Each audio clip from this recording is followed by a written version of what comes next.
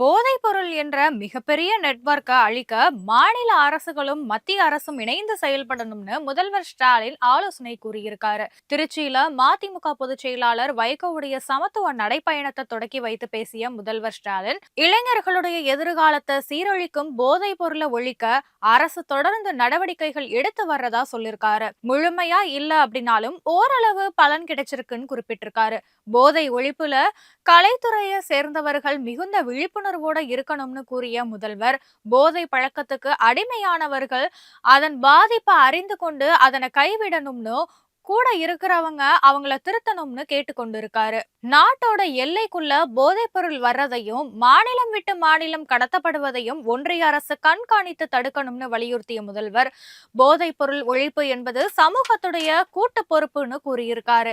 இளைஞர்கள் வழி தவறி போகாம பெற்றோர்கள் சகோதரர்கள் கண்காணிக்கணும்னு, பிள்ளைகளை பொறுப்புடன் வளர்க்கணும்னு, குழந்தைகள் வழி தவறி